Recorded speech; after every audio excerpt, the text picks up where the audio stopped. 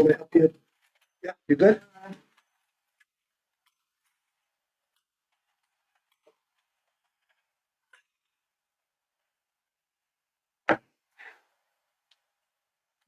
Do you know Chuck Schumer personally?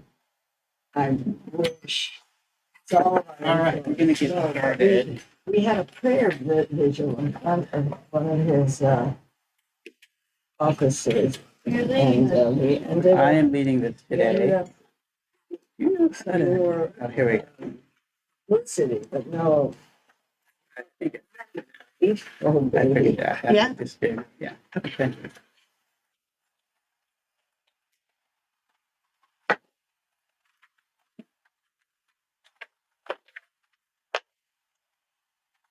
You're thinking like me now. Yeah. Well, I read something that I wanted to talk to about something. You can. I'll help you talk to him. Really? All right. Good morning, everybody. Boker Tov. Let's we're gonna get started. Maybe we'll wait. Maybe we'll wait another minute. I see that people are still joining.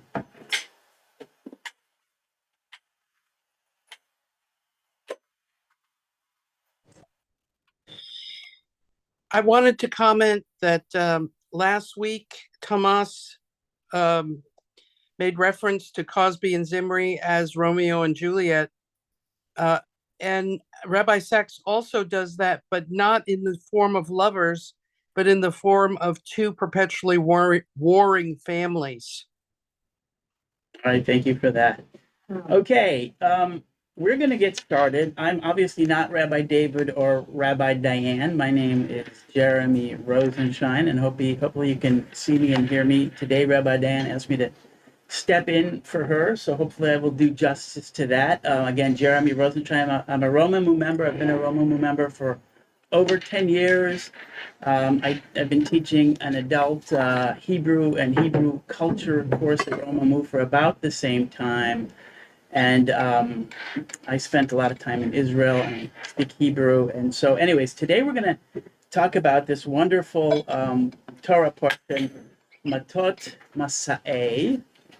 And we're going to work through it with some text. And there are really two wonderful kind of sugiot, 2 points, 2 issues that I really took away that I really love. And what I like when you can read the Torah portion and take something personal to live by every day, I think that's a huge, gain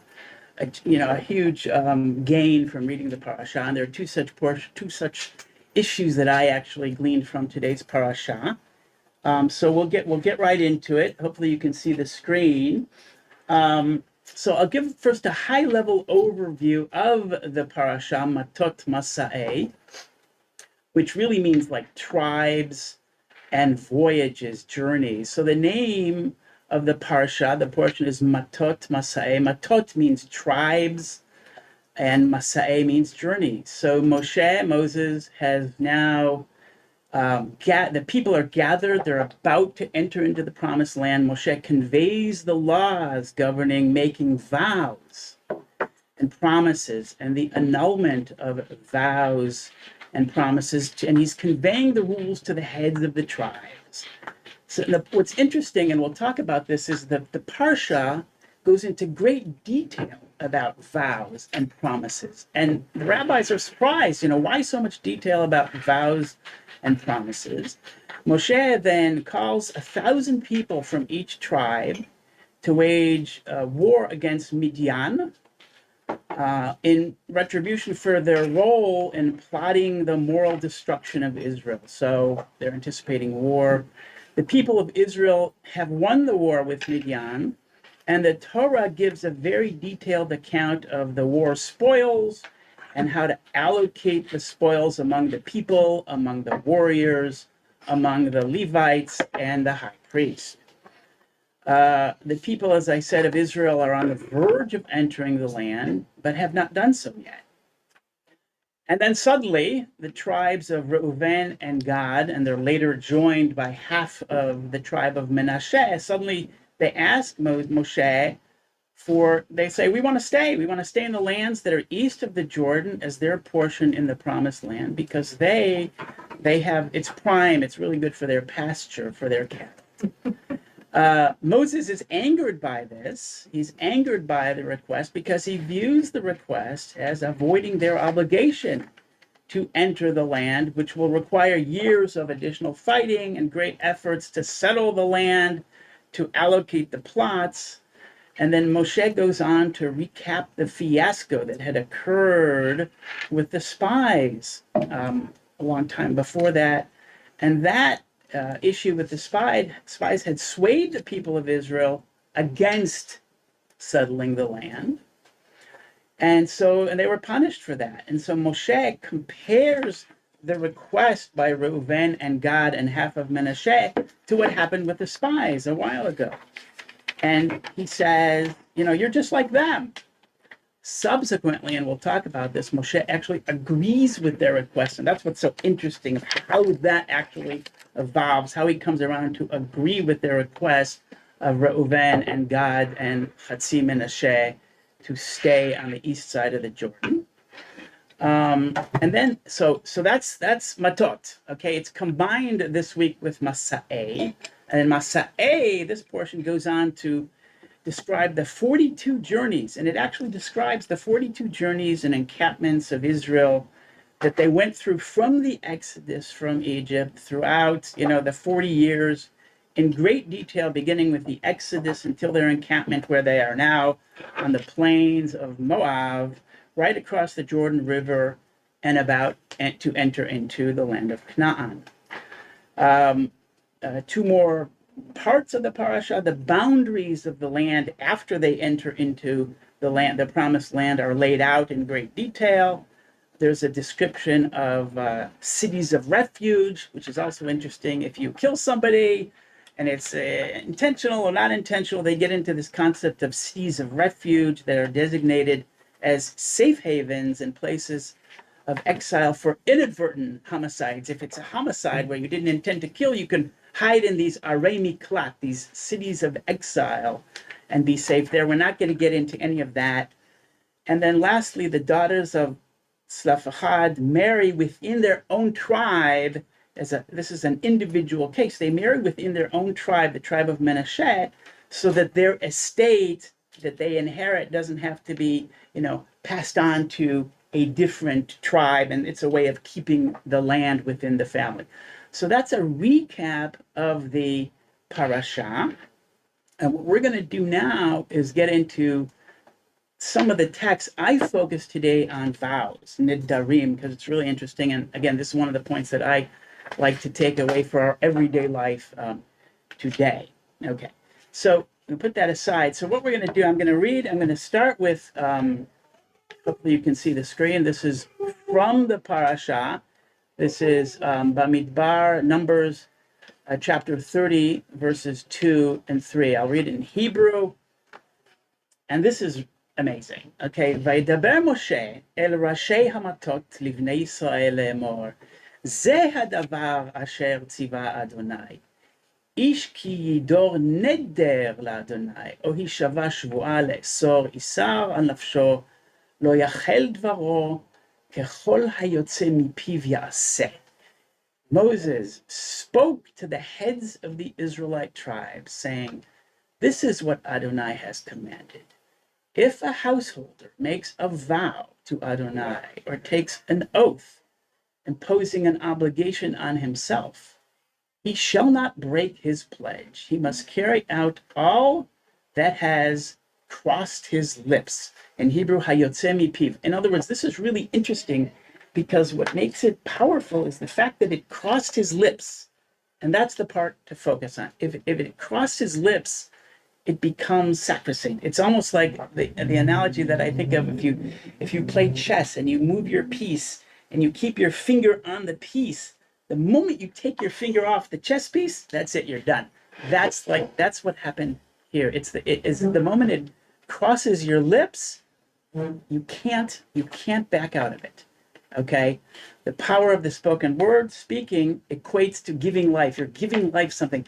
The point is that the word is the act. It's not the act that's the act. The word in Jewish thought is the act. Okay, I'm going to move on to the another source. This is not part of the parasha, but it's actually just an example of Genesis 2:7.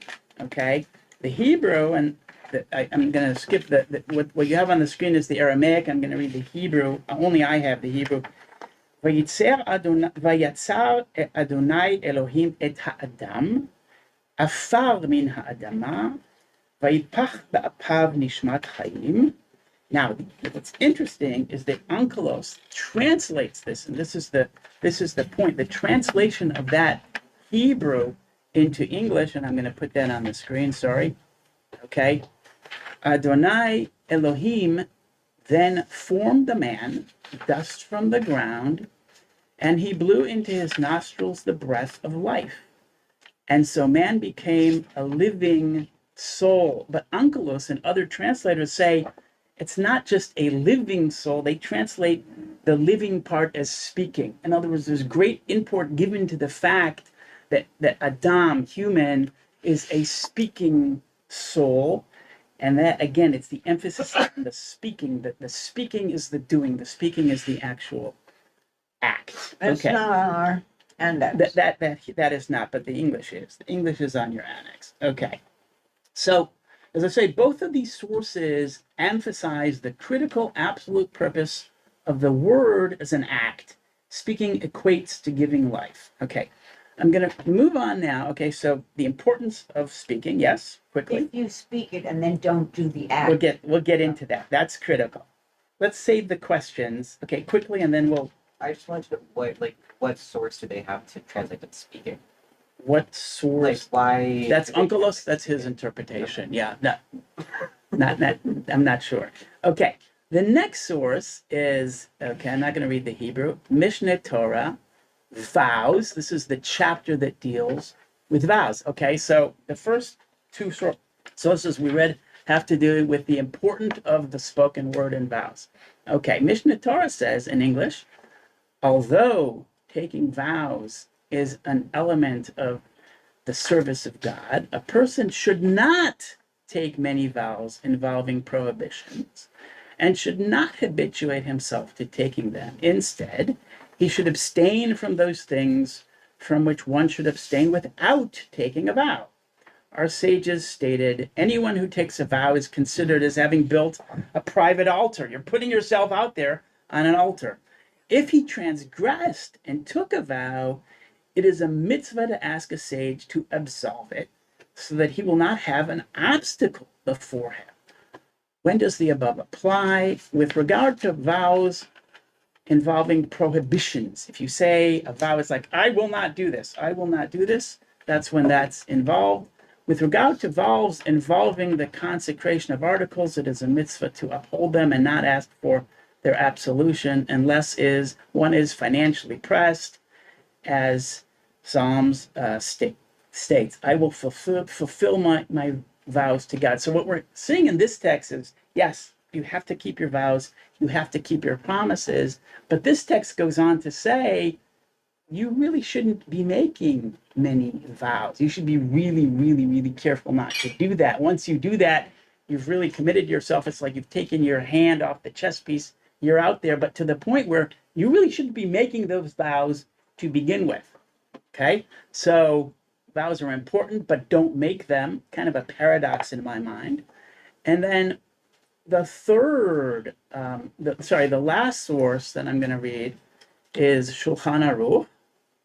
And this has to do to your question a minute ago about undoing the vows, okay? And this is very familiar to us. So the word, by the way, the word for vow is a neder. We're all familiar with kol nidrei on Yom Kippur. All my vows are reopened. They're undone, okay? So the order of prayer on Yom Kippur, this is Shulchan Aruch, on the night of Yom Kippur, containing 6 paragraphs. On the night of Yom Kippur, the custom is that the reader says, in the court of high, in the court of low, earthly, with the consent of God and with the consent of the congregation, we are permitted to pray together with the transgressors. Those are the folks who made the vows, as we just read. And it is customary that he say, Kol nidre, all my vows. And the entire prayer follows. And afterward, he says, Shechianu, without a cup of wine. Okay, goes on to describe it. It is customary to recite Kol Nidre while it was still day, and to lengthen it with melodies until nightfall. And Kol Nidre is said 3 times, and each time the cantor raises his voice higher, says it louder than before. And likewise, the reader says the following prayer sentence 3 times. You always wonder why 3 times and why the voice is getting higher and higher. And the entire congregation will be forgiven. And the congregation says 3 times, and God said, I forgave you according to your word. Okay. Anyways, here's the point. We went from the spoken word being really, really important to not making any vows. And here we are sort of disavowing the vows in Yom Kippur. So what I want to do very briefly, is open it up to some thoughts. And again, so please, raise your hand electronically or raise your hand in the room. Please be brief. But what I want to understand is 2 things. Like, there's this paradox. Keep your promise, keep your vows, don't make them. And then here they're forgiven, okay?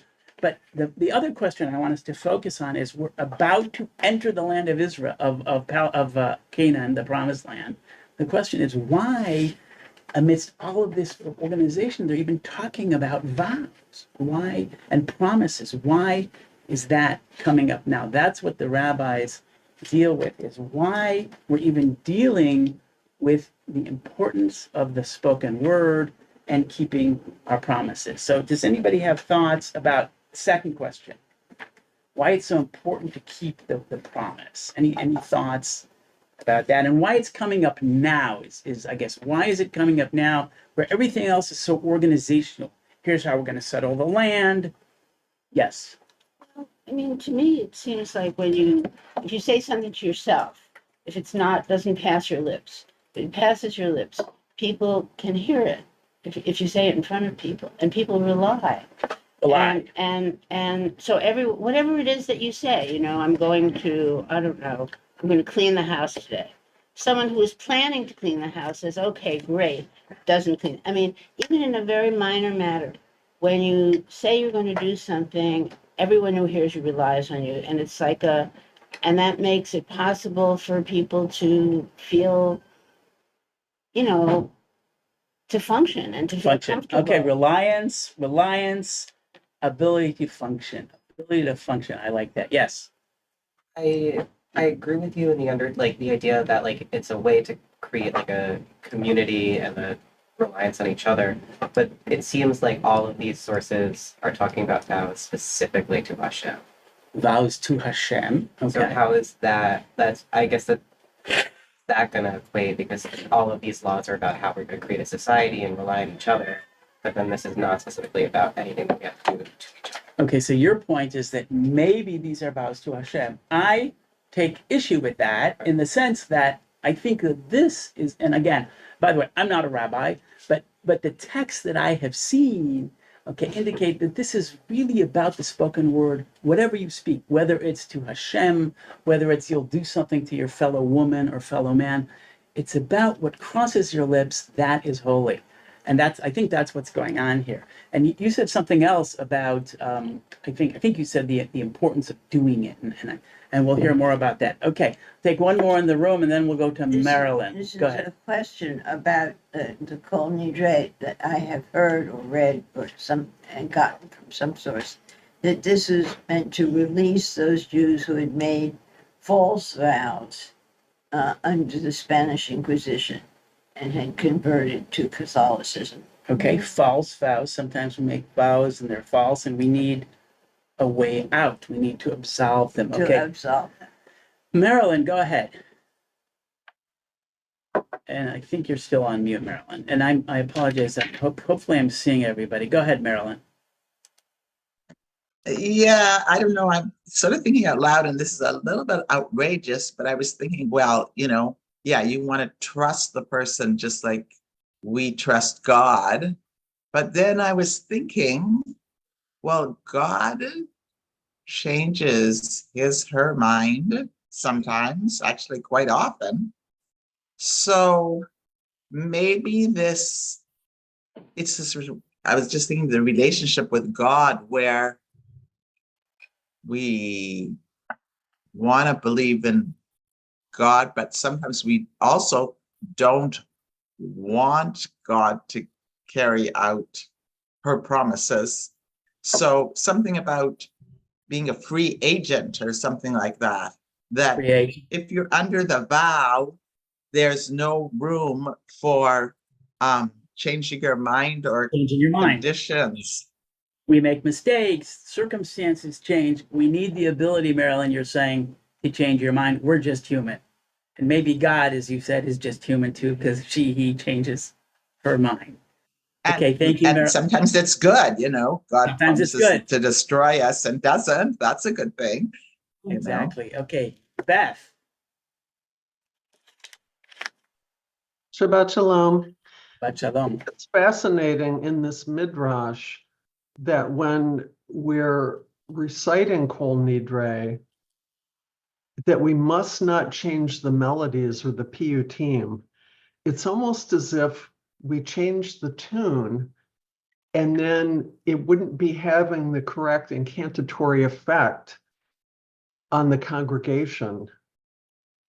Or maybe it wouldn't have the correct incantatory effect on God, or it wouldn't have the correct incantatory effect on the cantor. It's In just other words, interesting that the melody must remain must fixed. remain the same. Well, I have a different thought about that, but I want to hear if somebody else has any other thoughts. Thank you, Beth. Amy? I was just listening to the history of New York. And when the Jews first came to New York, Peter Stuyvesant said, I don't want these devious people here. And I'm wondering, from people looking at us, when they see that we can disavow our vows, does that in fact make us a devious people? Okay, that touches on one of the main issues. How is it that the vow is so important on the one hand, on the other hand, once a year we can undo them? So my theory to that, again, and this is a deep subject, we're not going to cover it all today, but I think that actually supports the point. The fact that the vow is, and the promise, not just the vow, is made, it's so important, you must keep it. This just proves that in order to undo it, you need a process. You need a serious prayer. You need a process. In other words, it's like you said you would do it. You just can't take it back. You have to wait for Kol Nidre to do that. Otherwise, you're stuck. You're bound by your word. So I don't view this as a contradiction. I view this as part of the process. And the prior speaker just said, hey, circumstances change. We make mistakes. We learn. But you just can't change your mind until you're absolved once a year. You need that serious process, the Kol Nidre, to actually undo it. So in my mind, the two are not inconsistent. This actually supports the seriousness of the promise and the vow. Let me see, anybody else who hasn't spoken? Sorry, I just want to see if there's anybody else on the screen here that I'm missing. I'm not seeing everybody. Okay, go ahead. Well, for me, it could mean that, if you've made promises or vows and then you've broken them, you're kind of wiping the slate clean. And you're saying, throughout Yom Kippur, I've sinned, I've done, and part of that is breaking your vows. And so that's kind of wiped away. Doesn't mean that you can't make the same vow and then try to fulfill it in the coming year. But somehow or other, the confession is part of the wiping the slate. Recognizing the seriousness of it, acknowledging, you called it a confession, like an acknowledgement that this is what I have done. And enabling renewal. And enabling renewal. Absolutely. Absolutely. Okay. Yes. But I was reading this week, it's kind of intense. Like once you miss the mark, in a big way, it's not really so cool with God that you cross that same path again and you do the same thing again. You know what I mean? So Yes. so it also that's true tshuva really. So I think that you know, it also makes us reflect on other areas of our life. Like for me, it does anyway, right? So Okay. it's so that like it's not just good enough to just say, wow, I really missed the mark here, even if you're saying it to a person, right? I missed the mark here, da da da. And then if you're just going to keep doing it over and over again, Right. it's really not a real sorry. Okay. So that's Yes, all. thank you. Okay, let's move on. Thank you. What I want to really focus on though is like, why now? Why are we talking about keeping promises now? People need to rely on us, and that's what the rabbis focus on here. So in Egypt, there was strict order, there was bondage, but there was no freedom. Okay, and now we have all this freedom. Okay, we've been wandering in the desert, free, but there's a real concern that there will be, with too much freedom, there will be chaos. Chaos. So we've gone from, we don't want bondage, Egypt. We want freedom. We're in the desert. We've been wandering for 40 years. We have freedom, but can you have freedom if you're too free? It becomes chaotic. So the rabbis point to the spoken word, the promises, and you alluded to this as setting up the order between people. People rely on you. This is what enables freedom without having the freedom slip into chaos. So it's not bondage. It's not freedom that slips into chaos. It's freedom with some kind of order when people can rely on each other. And the only way they can do that is based on our promises, our spoken words, the things that we say we'll do and we actually carry out. Okay, so what I want to do now is read two more texts, and this is a thought that's not my thought. It's Rabbi Jonathan Sachs, who quotes, and I'm moving on in the text, and he says, two philosophers understood the significance of the act of promising to moral life. So in order to live a moral life, you need promises. One was Nietzsche. This is what he said. To breed an animal with the prerogative to promise, is that not precisely the paradoxical task which nature has set herself with regard to humankind? Is it not the real problem of humankind? Man himself will really have to become reliable, regular, necessary, even in his own self-image, so that he, as someone making a promise, is answerable to his own future. That is precisely what constitutes the long history of the origins of responsibility.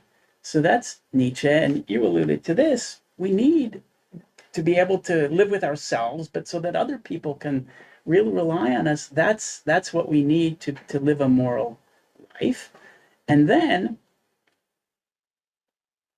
the other Rabbi Jonathan Sachs says the other sort of philosopher is Hannah Arendt, who in essence explained what Nietzsche meant. Human affairs are fraught with unpredictability. That is because we are free. We do not know how other people will behave or how they will respond to an act of ours. So we can never be sure of the consequences of our own decisions. Freedom seems to rob the human world of order. We can tell how inanimate objects will behave under different conditions. We can be reasonably sure of how animals will behave. But we cannot tell in advance how humans will react because we're such thinkers, right? How then can we create an orderly society without taking away people's freedom? The answer is the act of promising. When I promise to do something, I am freely placing myself under an obligation to do something in the future. If I am the kind of person who is known to keep his word, I have removed one element of unpredictability from the human world. You can rely on me since I have given my word. When I promise, I voluntarily bind myself.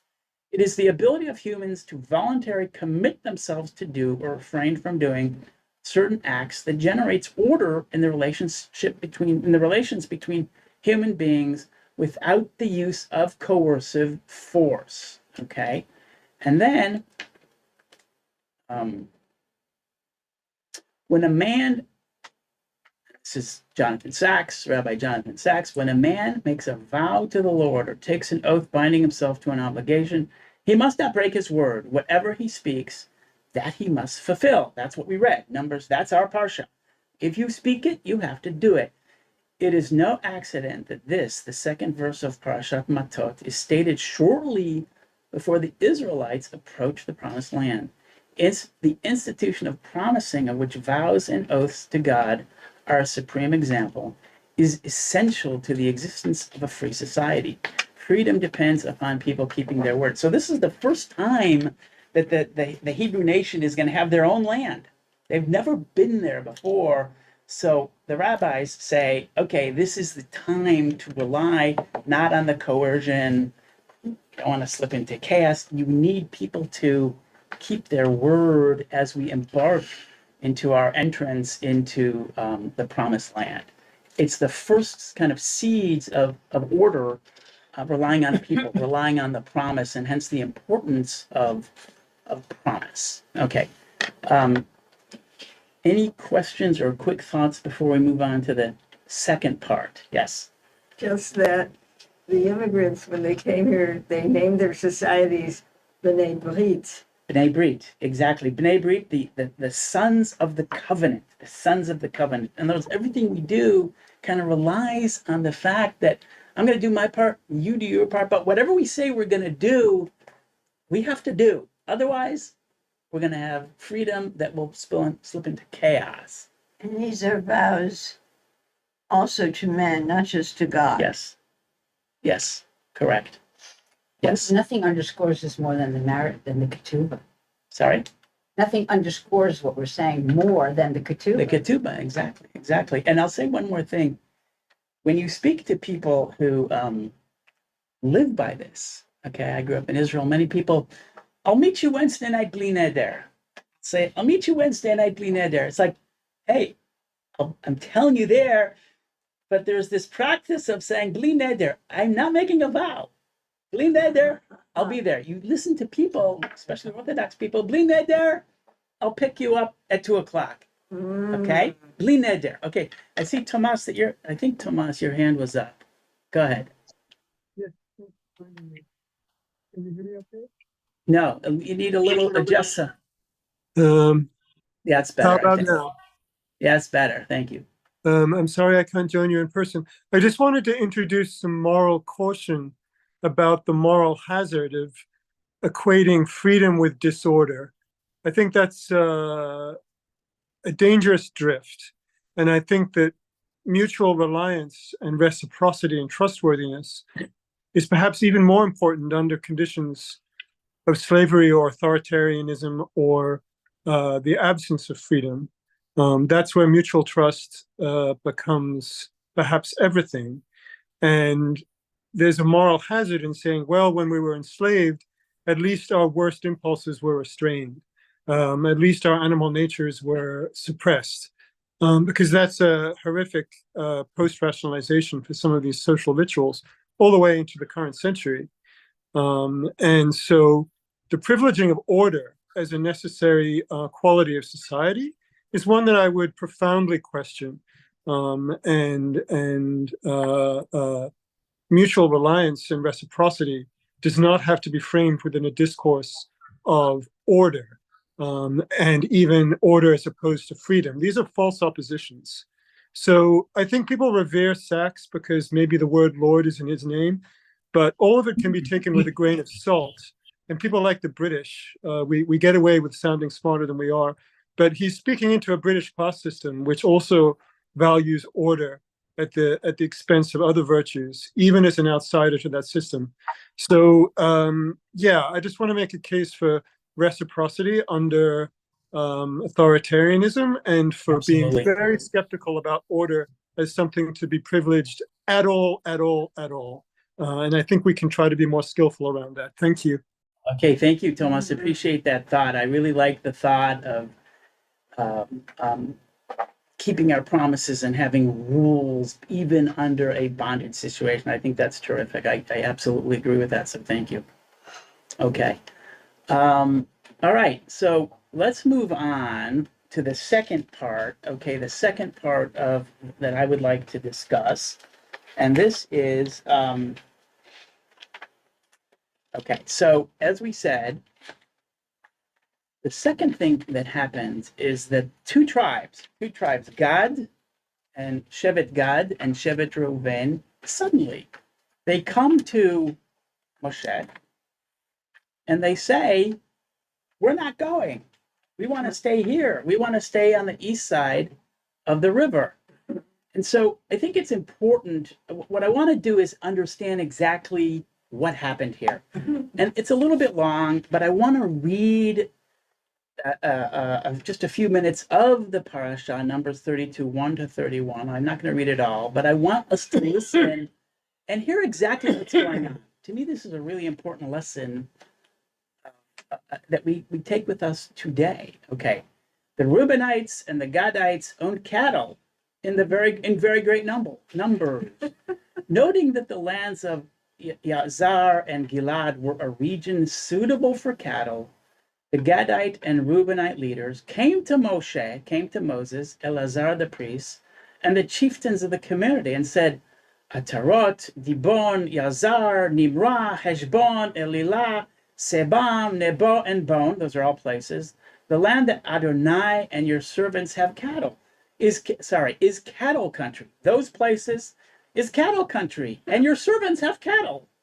It would be a favor to us, they continued, if this land were given to your servants as a holding. Do not move us across the Jordan. Moses replied to the Gadites and the Reubenites, are your brothers to go to war while you stay here? Why will you turn the minds of the Israelites from crossing into the land that Adonai has given you? That is what your fathers did when I sent them from Kadesh Barnea to survey the land. This is reference to the spies. After going up to the Wadi Eshkol and surveying the land, they turned their minds of the Israelites from invading the land that Adonai had given them. Again, reference to the spies. Thereupon Adonai was incensed and swore, none of the men from 20 years up who came out of Egypt shall see the land that I promised on oath to Abraham, Isaac, and Jacob, for they did not remain loyal to me. None except Caleb son of Jephunneh, and the Kenizzite, and Joshua son of Nun, for they remained loyal to Adonai. Adonai incensed Israel, made them wander in the wilderness for 40 years, till the whole generation that had provoked Adonai's displeasure was gone. And now you, a breed of sinful fellows, have replaced your fathers to add still further to Adonai's wrath against Israel. If you turn away from God, who then abandons them once more in the wilderness, you will bring calamity upon all this people. Then they stepped up to him and said, we will build here sheepfolds for our flocks and towns for our children. And we will, this is the important part, and we will hasten as shock troops in the van of the Israelites until we have established them in their home, while our children stay in the fortified towns because of the inhabitants of the land. We will not return to our homes until the Israelites, every one of them, are in possession of their portion. Okay, so I'm going to stop here and say, so this is really interesting. What is this creating for Moshe? What is happening here, Moshe? Any sort of quick thoughts on what is the problem? Okay, now the Parsha presents this as like they come up and they say we're not going to go, and then suddenly there's a solution. That's not what happened. What I'm not reading is the Parsha goes on and on and on, and there's this whole negotiation. If we do this, this will happen. If we don't do this, this will happen. This did not happen out of the blue. This was a negotiation. This was a dispute resolution. But before that, please let me know, what is the problem? There are at least 3 issues that this is creating for Moshe. Any thoughts? Like, what's the problem with what's happening here? Any thoughts on the Zoom or in the room? Yes? Well, for one thing, the people who see this yummy land, grab it, have no leg to stand on if other people on that same land or other people coveting that same land decide to bump them off. Where would support come from? So they're on their own. Okay, any other thoughts? Anybody have any thoughts? It's like from Moshe's perspective, what's the problem here? Well, it's a huge problem. First of all, these people didn't grow up in Wyoming where their families were cattle herders for generations. They stole all these cattle when they left Egypt. When they conquered Egypt, they could have taken over Egypt. If that was with the beautiful lands in Egypt, there was a society there, they basically could have ruled the whole country. But Hashem said, you're going to the promised land. It's more than just grass and things. And they had no idea what was over in Israel anyway. So this whole thing is basically a revolution. A revolution. Okay, so what is what is Moshe's issue? Why is he resisting? Marilyn, oh, I see your hand is up. You're on mute. You're on mute, Marilyn. Yeah, well, to me, this is a classic example of triggering. Like, it's so interesting that like Moses freaks out basically at that point because he's saying, I can't believe it, like it's happening again. Like, we've gone to the next generation and you're trying to sabotage the plan, so instead of, like, it's sort of interesting because that is his first reaction, is that he is triggered and that you can't do this because we're supposed to go together. Everyone's supposed to agree with this plan. God says we're going into the promised land and you're coming up with an alternate plan. You're saying we're not going to go, and you can sway the other people like that. That's what I think is so interesting. Okay, thank you. Okay, Brenda. You're on mute. Yeah. Yes. So I think that, in connecting it with the vow, so God's made a vow. He said, I'm bringing you into the promised land. Moses reinforces that vow. So in a sense, it would be breaking the vow if some of the people said, no, we're not going. So that's on one level, what level of vows. The level of order and unity. Moses needs to keep order. He needs to keep everybody together. His word has to be followed. He's got to be seen as the leader. And he needs the military power of all the tribes. So he does not want them going off on their own and not fighting with them. A lot of it is military power. Exactly. So Brenda, you're articulating to some of the issues. So one, he's got a leadership problem. He has a rebellion on his hands. So the parasha says, oh, they just didn't want to go. But the rabbis view this as a real problem. This is a rebellion. Okay, so they're breaking his order. They're breaking his leadership. Okay, that's one issue. The other issue is that if the other tribes, and the parasha says this, we just read this, if the other tribes see that, hey, they're not going, that's what happened with the spies. That's going to undermine everybody else's faith. Everybody else is going to say, hey, wait a minute, maybe we shouldn't be going. So leadership problem, a demoralization problem. Other peoples won't go. Other tribes will decide, hey, we're not going either. If they don't want to go, it's like the herd effect. Okay, if they don't go, maybe we're not going to go. And Brenda, the third thing you said is true. He needs them. He needs them for the effort to come in the land of Canaan, in the promised land. He actually needs them. So those are like three problems that and that's aside from being triggered, it creates some real issues for him. Did you want to say something? Yeah, I think I was sort of going to say some of what you said, but I was thinking about promises. If somebody promises, they've promised that they're going to be all together and they're united in Hebrew people and going to conquer the land. Then they say, oh, wait a minute. Before we get there, here's this nice place. Why don't we just stay here? And one group says that. So they're breaking their promise. So the others say, okay, you broke your promise, fine.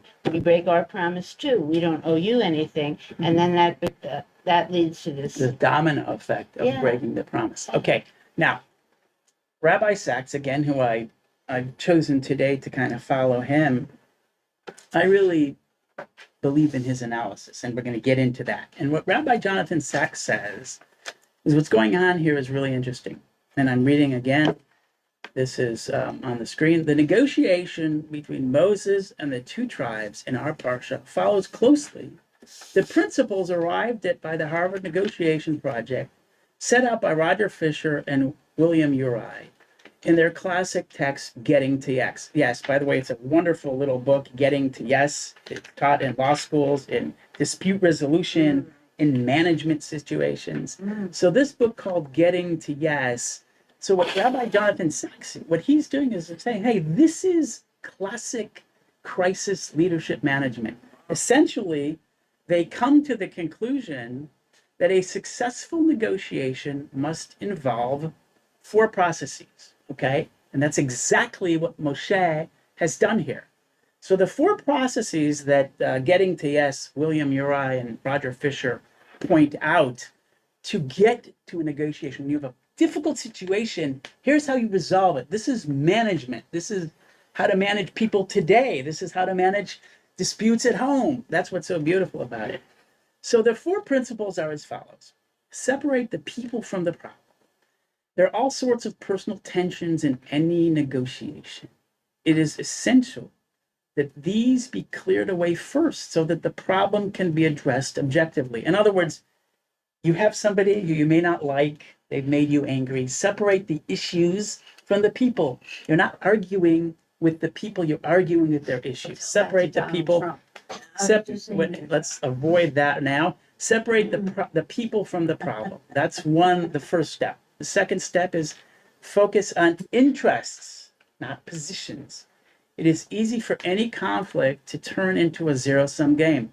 If I win, you lose. If you win, I lose. And people kind of they stand behind their positions. Like, I can't let you win. Okay, this is what happens when you focus on positions, and the question becomes who wins. By focusing not on positions, but on interests, the question becomes, is there a way of achieving what each of us wants? So don't focus on their positions, see what they're really interested. I'm a lawyer. Oftentimes you negotiate with people.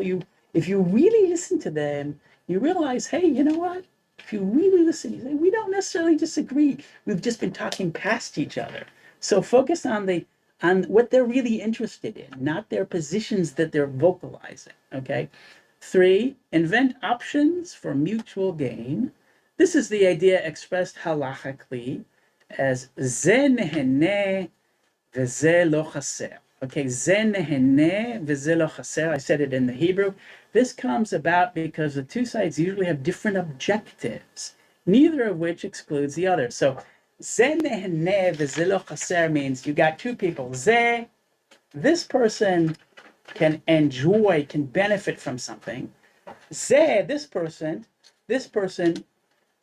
if he or she is not, there's no detriment, they're not losing anything. Hey, wait a minute, maybe there is this mutual benefit because this guy isn't joining, this guy, no sleeves off my vest, I'm not losing anything. You have a meeting of the minds because, I'm giving you something that I don't care about. I'm not losing anything. Zelo chaser. So invent options for mutual gain. Look for where the mutual gain can be.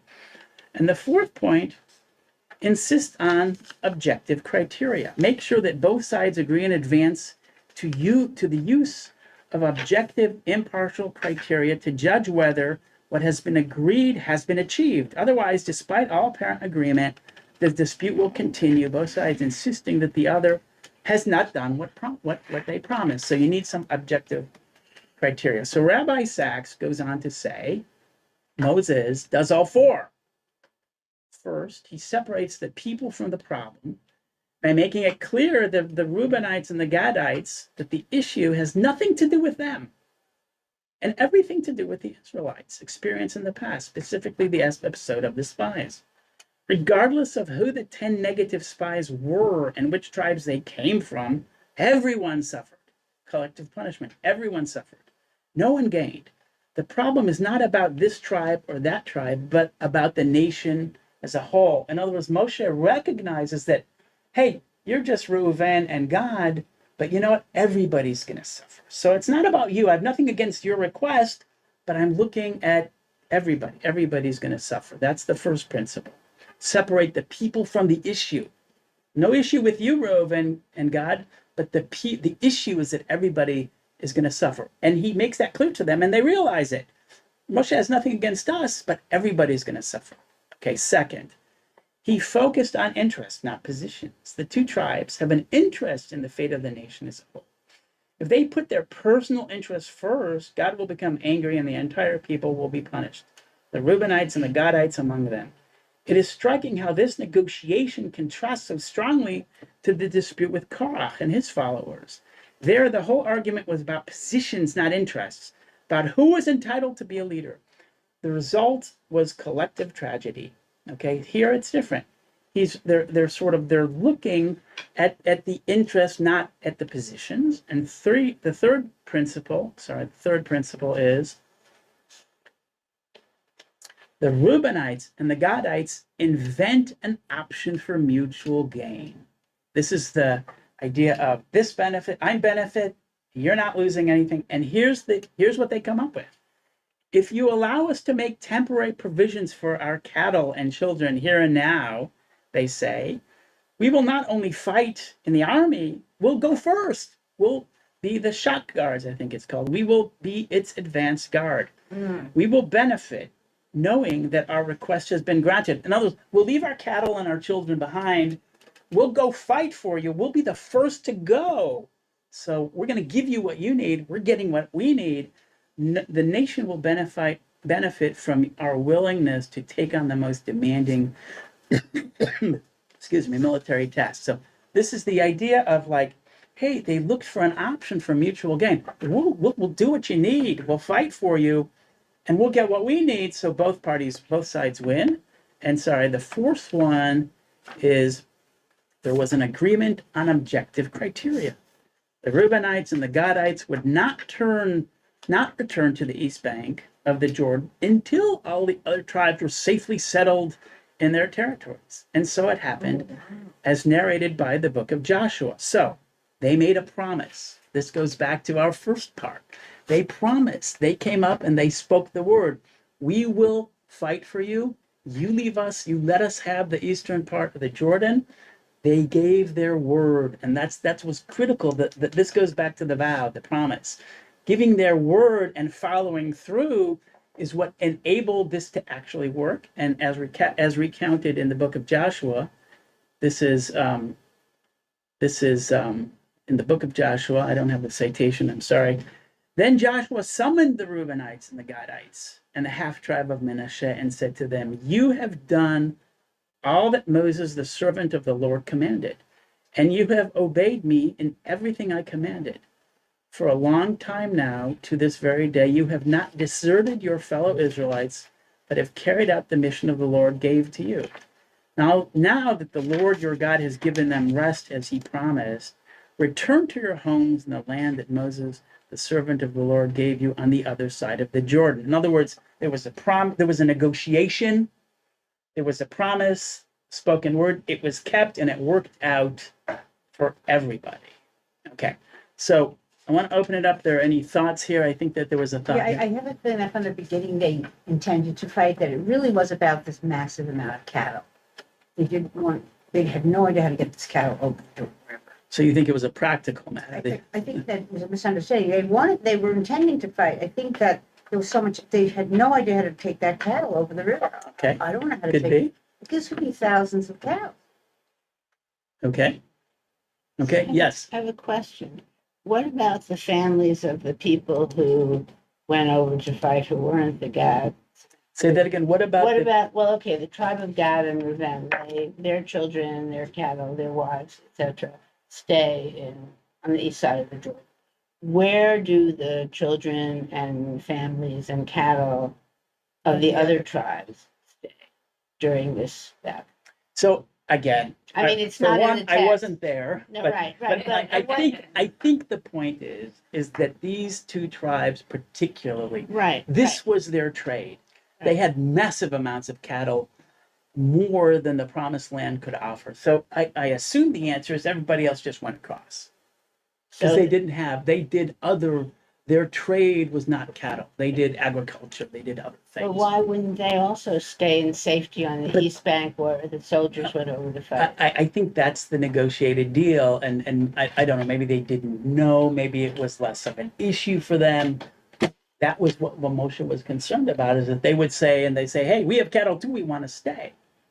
I don't know. Because usually invaders do not take the families with them.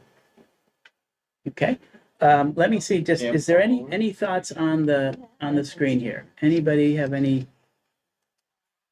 There must be some implication. I bet this is discussed somewhere. Okay. Yes. I think it is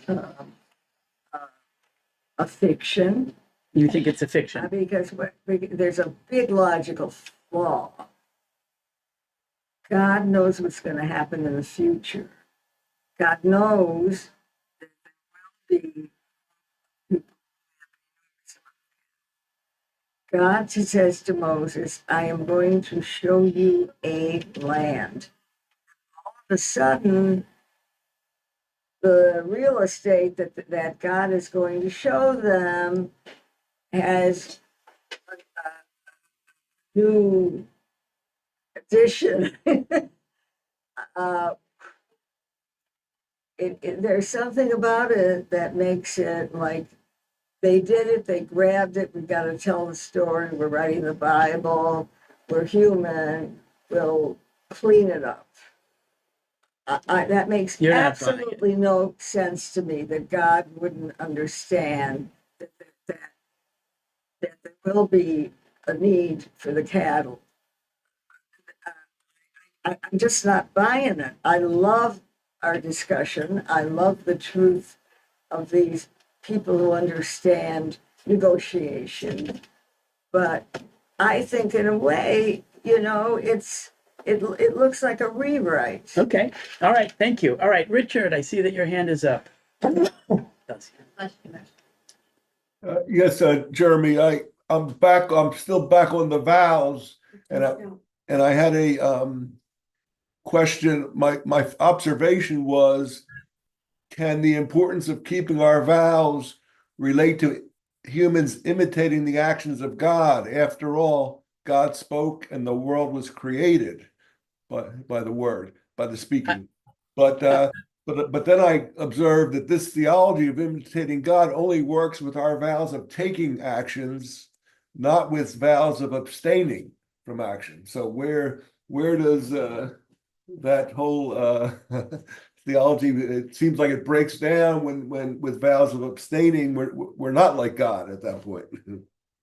Yeah, I can't argue with that about that, Richard. I will say that the rabbis that I have read do say exactly that, is that that man, Adam, is aspiring to be a little bit like God. Because if you go back to the book of Genesis, everything that happened was because God spoke.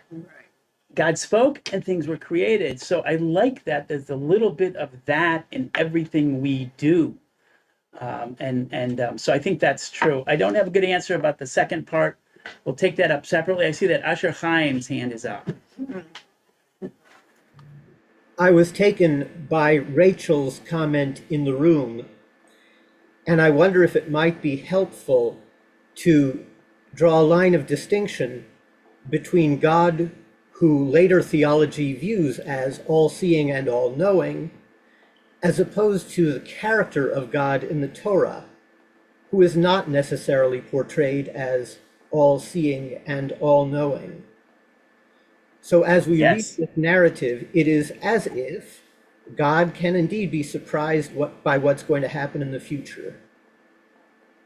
And there are some of us who, even at this late stage, do not necessarily swallow the idea of an all-seeing, all-knowing God. Thank you, Asher Chaim, and we're kind of close to the end here, so I'm going to move quickly. That's great, Asher Chaim. Dorit? I just wanted to say, and I don't know if this is true, but this is like maybe one of the first times that there's a discussion of diaspora.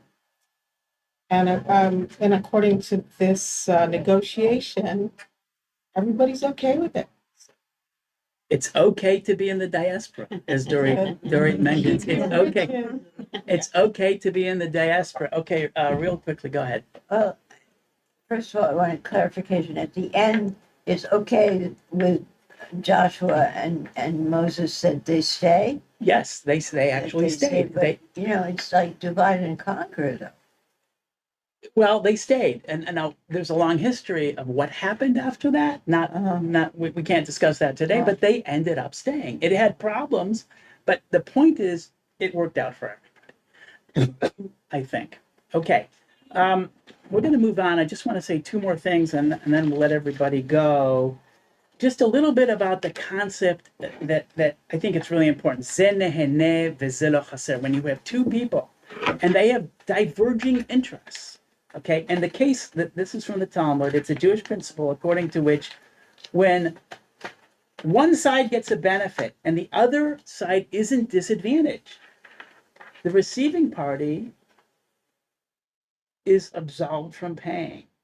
If I use your courtyard, and here's the case, many cases come up in the Talmud, but if I have a house and somebody comes into my courtyard and I'm not using my courtyard and they want to live in my courtyard, I'm not using it for anything else. It's no sleeves off my vest, as they say. Do you have to pay me rent? And the Talmud says in this case, no, because I'm not using it. You're benefiting from it. So why should I charge you for it? And that is the idea here. If you have something to give, it's the opposite of like extreme capitalism. It's like zenehene, he's enjoying, he's living, he's benefiting from my courtyard. I'm not using my courtyard for anything. There's no disadvantage to me. In certain circumstances, he doesn't have to pay. Now, there are other circumstances. The Talmud gets into this whole negotiation. Well, what would I have done otherwise? It's complicated. But I like this principle very, very much. And Asher Chaim is laughing. Okay, so we're going to end here. I just want to... That's how the squatters think. That's Exactly. the same thing. We're going to end here. The one thing I want to do is before we end, it's customary when you finish one of the 5 books to say, and I want us to say it together. I'll say it first alone, and then we'll say it together. Chazak, and I'm going to scroll down here.